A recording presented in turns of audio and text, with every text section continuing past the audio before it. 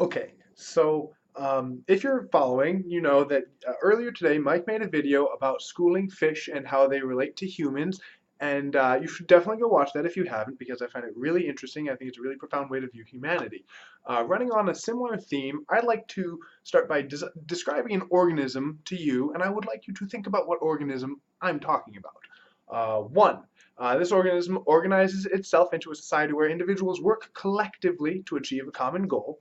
Two, the organism claims and defends territory and resources for said society in order to provide for common good and, provide for the next generation. Three, this organism wages war against neighboring organisms, both alike and different. And four, this organism constructs massive and highly intricate structures that are both far larger and far more durable and long-lasting than the individual. Now, the obvious answer to this description, I think, is humans, right? We do all of those things. But the answer I prefer, and the answer I would like to discuss, is ants. Now, I realized this relationship, I guess, between humans and ants several years ago. And when I did, I started posing myself this question. I thought, well, if we share all these traits that seem so uniquely human with something so small as an ant, what exactly are the differences between us? And I came up with three for this video. We could obviously go back and forth about all sorts of nuances, but the three that I came up with that I'd like to discuss are: one, we perceive our own consciousness, something that we do that nothing else does. Two, we don't run society based on like pheromones of a single queen. And three, we are big and we are complex, and ants are small and they're tiny and they are simple. So then I looked at those three differences, and I had a problem with each one of them. And in fact, I think each of them are invalid. Because one, sure, we perceive our own consciousness, but our consciousness is less than 1% of all of the processes that we have going on just in our brains alone. It's basically negligible.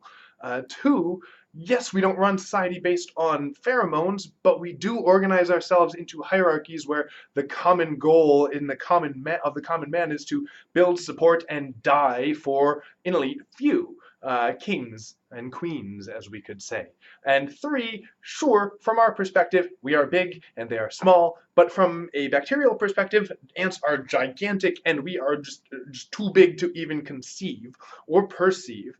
And similarly, compared to an elephant or, say, a whale, we are tiny. And then if you draw that comparison to, like, the world or the galaxy or the universe, we are equally tiny. Ants and we are both exactly the same in size and complexity. So if we are the same, what is the difference between me and an ant? And honestly, I don't know that I have one. As far as I'm concerned, we are the same.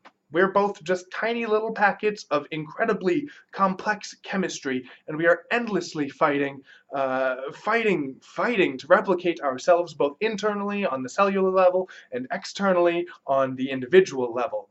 And for reasons completely beyond our control and our comprehension. And and I know, I guess, at face value, that this can kind of seem like a terrible way to view life. It makes it seem kind of pointless. It's kind of disheartening to imagine one's life as worth as little as an ant. But somehow in this perspective, I find liberation, and I think I find that in equality, and in that I find peace. Because if I'm no greater than an ant, and an ant is no greater than me, then I am no greater than you, and you are no greater than me. And if you and I are the same, then we are fighting on the same side. And if we are fighting on the same side, then you are my friend. And if you are my friend, then I will do whatever I can to build you up and support you as best as I can.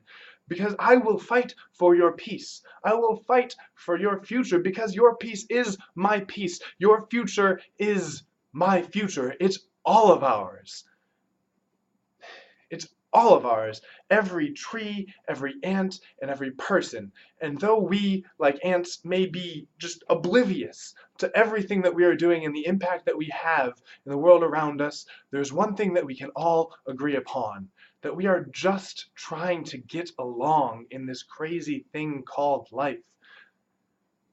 And if we stop obsessing over our individual wants, our individual needs, and if we start working with our fellow man and our fellow organisms rather than fighting against them, we can see the true power of life. We can see the sincere and immense value and the incredible peace that comes from being alive. Thank you, and have a wonderful night.